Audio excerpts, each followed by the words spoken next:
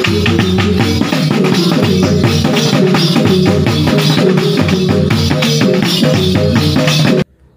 salam jumpa kembali sahabat Karel Pang Official sekalian dimanapun Anda berada. Salam sehat untuk kita semua ya. Selamat berhari Minggu, selamat berakhir pekan ya. Selamat berkumpul bersama keluarga tercinta ya. Saat ini kita akan mengulas berita ya. Berita terkait dengan Anies Baswedan ya.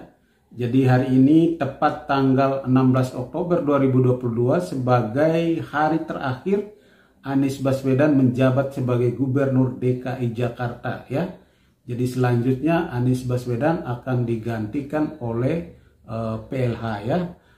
Menjadi menarik dalam berita kali ini adalah bahwa kedatangan Anies di Balai Kota disambut oleh warga masyarakat yang begitu antusias dengan teriakan Anies Presiden, Anies Presiden, Anies Presiden. Saya kira ini luar biasa dan tidak usah berpanjang kata lagi, mari kita bacakan beritanya, setelah itu kita ulas bersama. Oke? Ya, berita ini ditulis oleh Detik News pada Minggu 16 Oktober 2022 dengan judul Teriakan Anies Presiden menggema di Balai Kota DKI Jakarta. Oke? Ya, Jakarta. Gubernur DKI Jakarta Anies Baswedan telah tiba di Balai Kota DKI Jakarta untuk mengikuti acara perpisahan. Kedatangan orang nomor 1 di DKI Jakarta itu ke Balai Kota langsung disambut teriakan Anies Presiden. Luar biasa ya. Pantauan Detikcom di lokasi Minggu 16 Oktober 2022 pukul 9.30 waktu Indonesia Barat. Anies memasuki Balai Kota DKI Jakarta sambil membawa sepedanya. Dia tampak melambaikan tangan kepada warga masyarakat yang sedang menunggu kedatangannya sejak pagi hari tadi. Sejumlah warga yang datang dari berbagai elemen masyarakat, mulai dari ormas hingga warga penghuni kampung kumuh di kota Jakarta. Mereka tampak kompak meneriaki Anies Presiden. Oke ya. Mereka turut membawa sejumlah atribut seperti banner, spanduk hingga bendera bertuliskan "Terima kasih Pak Anies". Warga memadati seluruh area halaman Balai Kota DKI hingga meluber keluar Jalan Merdeka Selatan.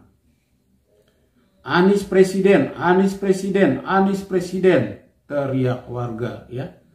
Anies pun tetap mengayuh sepedanya sampai ke arah pendopo Balai Kota DKI Jakarta. Beberapa anggota ormas tampak membuat barikade dan membuka jalan untuk Anies.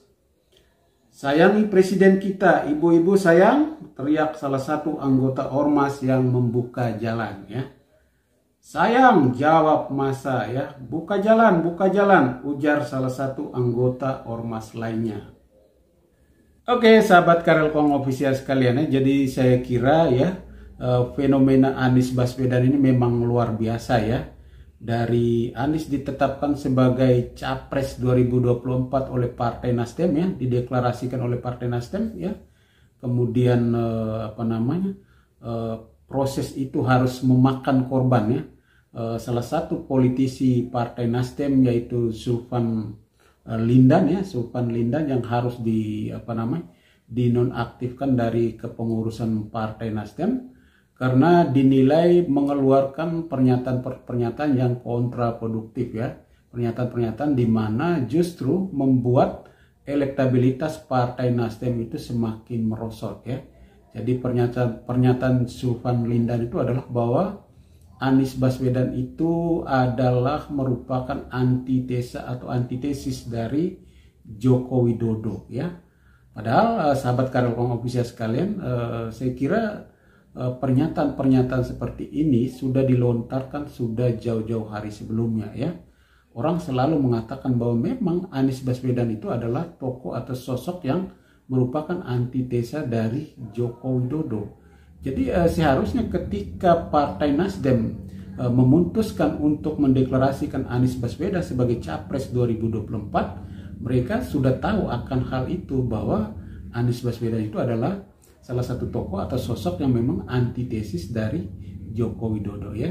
Tapi kenapa harus Sufan Lindan harus menjadi korban? Ya saya kira ini adalah merupakan sebuah trik politik aja ya. Jadi ketika Partai Nasdem mendapatkan sorotan atau tekanan yang luar biasa dari pemilih-pemilih yang mungkin ya dalam kaitan dengan pemilih-pemilih yang dalam kelompok pemilih nasionalis atau pemilih Nasdem yang merupakan simpatisan Jokowi, mereka tentu akan menolak narasi-narasi seperti ini. Jadi Nasdem bagaimana cara untuk memulihkan keadaan ini, yaitu dengan ya harus mengorbankan salah satu kadernya, yaitu Sufan Lindan ya.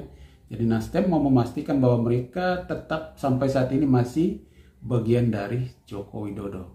Oke, sahabat Karet Pengawal Official sekalian, jadi saya kira itu adalah fenomena yang luar biasa dari Anies Baswedan. Dan hari ini ya, sesuai dengan yang kita bacakan dalam berita tadi, bahwa Anies disambut oleh warga DKI Jakarta ya dalam acara perpisahan ya, karena hari ini merupakan hari terakhir Anies Baswedan menjabat sebagai Gubernur DKI Jakarta ya. Sahabat Karet Pengawal Official sekalian, kira-kira apa sih pesan komunikasi politik yang mau tersampaikan dalam peristiwa politik hari ini ya? Sahabat Karet Pengawal Official sekalian, saya menyimpulkan ada dua pesan ya sebenarnya yang mau disampaikan ya, yang bisa tersampaikan dalam kegiatan politik kali ini ya. Yang pertama adalah saya mau katakan bahwa Anies Baswedan ingin memastikan kepada seluruh rakyat Indonesia, kepada pihak-pihak yang selama ini membangun narasi kebencian terhadap Anies Baswedan ya, yang mengatakan bahwa Anies Baswedan gubernur yang tidak berhasil, Anies Baswedan tidak dicintai oleh rakyatnya. Saya kira dengan peristiwa hari ini, dengan momen hari ini, rakyat begitu antusias menyambut Anies Baswedan di Balai Kota DKI Jakarta. Saya kira ya Anies mampu menjawab hal itu, bahwa dirinya adalah pemimpin yang dirindukan oleh rakyatnya, dirinya masih dicintai oleh rakyatnya ya, karena rakyat yang hadir dalam kegiatan hari ini dari beragam kelompok ya, mereka membawa atribut bermacam-macam ya, ada bendera, ada banner ya, ada spanduk dan lain-lain yang berbunyi atau narasi-narasinya adalah berbau ucapan terima kasih kepada Gubernur DKI Jakarta. Artinya apa? Artinya bahwa memang rakyat mungkin merasakan manfaat dari pembangunan di bawah kepemimpinan Anies Baswedan. Terlepas dari hal itu, memang mungkin banyak juga kekurangannya, ada pro kontra sana sini, ada juga mungkin warga Jakarta yang tidak sependapat atau tidak sepaham dengan hal ini. Mungkin ada juga warga masyarakat yang tidak mencintai Anies atau membenci Anies.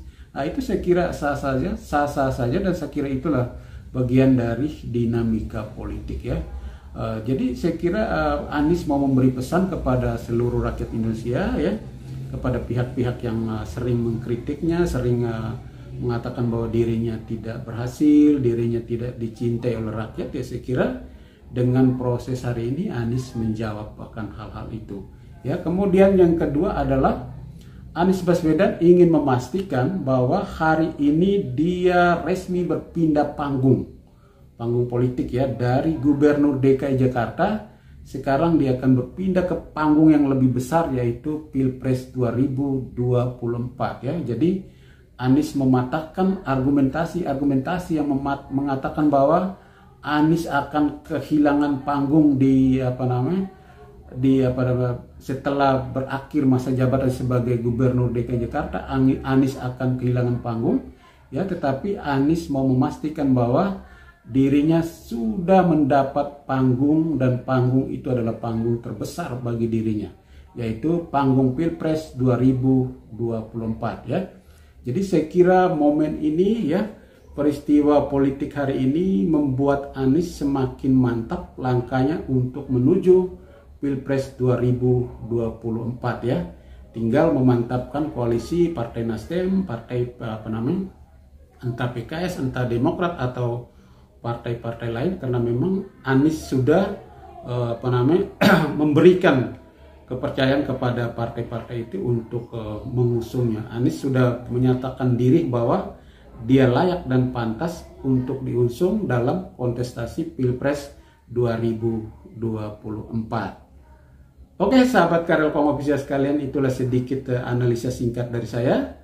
Teman-teman sahabat sekalian, silakan kritisi, silakan tanggapi atau komentari di kolom komentar channel ini ya.